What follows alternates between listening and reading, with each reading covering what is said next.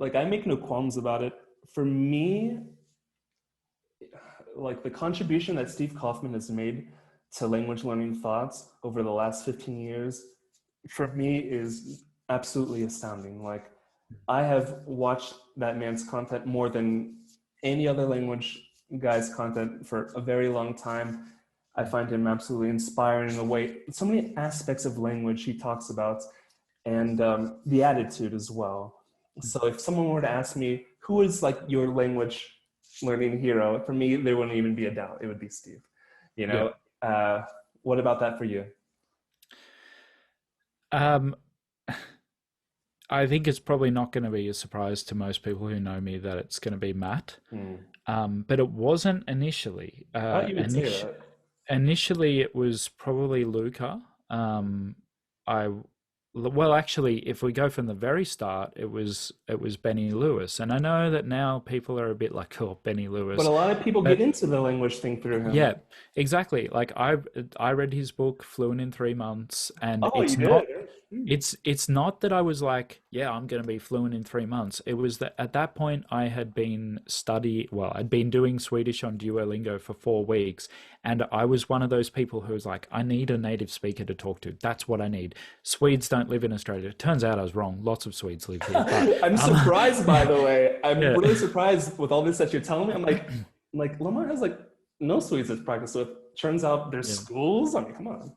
Yeah, well, they love the warm weather, man. They're all about it. Like they'll have to like disappear during our winter because that's of no interest to them. Anyway, it's meant to be a power round. So I read his book. I was like, oh, there's this thing called Italki. Like that sounds awesome. And I did that, not paying teachers, just like doing like one for one swapping time with Swedes. So those very generous Swedes who were swapping time for my English, despite the fact that they already spoke English.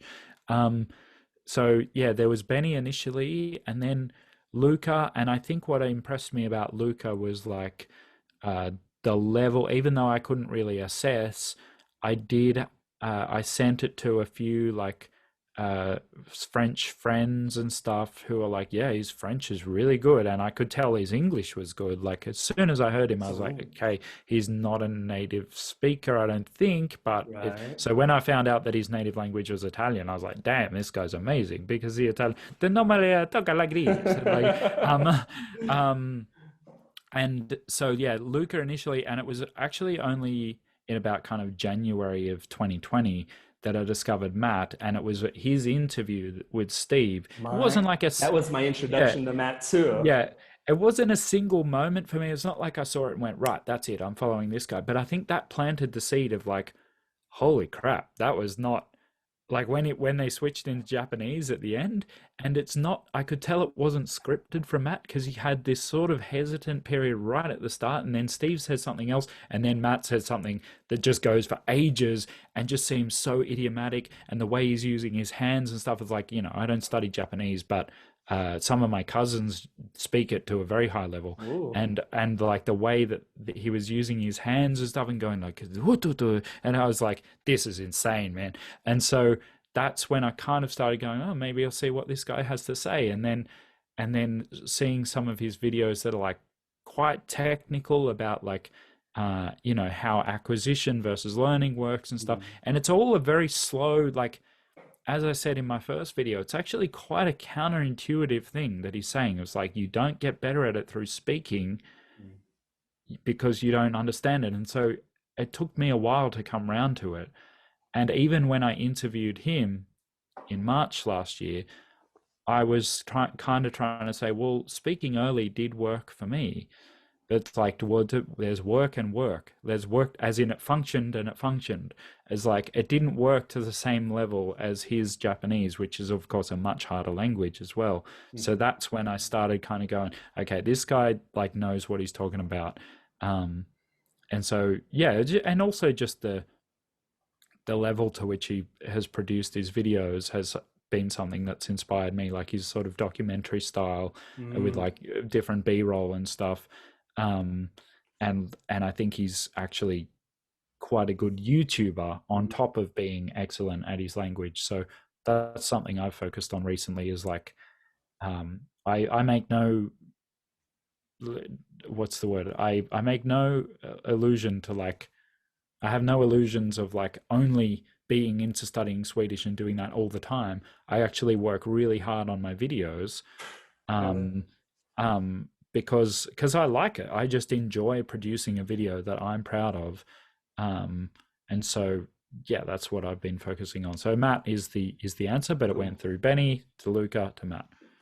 Yeah, absolutely. For me, Steve in terms of theory, Luca in terms of inspiration. Well, okay, let me change that. Luca, he speaks like all these languages, and people either say he sounds like a native or oh, that's near native, and it's like Mhm. that's really impressive. And you see that, you know, I'm sure that there's varying degrees of talent in language learning.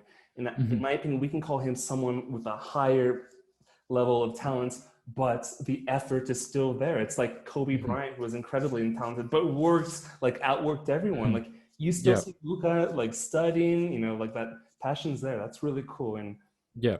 I used to like, well, of course I still like it, Moses' channel because like for me, it was always really exciting to watch him and like if I needed a little like motivation hit, like I could watch one of his videos and I could remember, very clearly, see a very clear example of why, one would want to learn languages in the first place. It's the human connection. And I mean, Mm. nothing, that's what Moses's videos really showed because people broke down and cried when, he spoke Bosnian to them, Mm. like Yeah. it's beautiful. And so Mm. it's a really interesting time. I mean, I think we have like all those old kind of heroes, and then there's like a new group, and they add in their 2 cents. For me, it's really great, and I try to take things uh, from anyone where where I can. I'm not Mm. dogmatic. I'm like, no, I can't do that. Yeah. Oh, I can't think like that. Man, I'll take something from anyone, that I think is really good, right? Yeah. Yeah. Totally. But it's also Yeah. kind of nice to see where you disagree with people because I think one of the interesting things about learning a language is not only learning the language, it's becoming more developed in your thoughts about Yeah. language learning. Yeah. So I'll propose this question to you. Mhm. You and your personal language learning growth thoughts, where do you diverge from Matt's train of thought or the whole, that whole realm of language learning? Because for me, I consider it a bit different. Like the comprehensible camp, the Mhm. comprehensible English camp, and like Yep. the mass immersion or the Oh, this yeah. style, right? So Yeah. what Well, I would you mean, say? the obvious one is that as someone in their 30s with two kids and Uh-huh. trying to make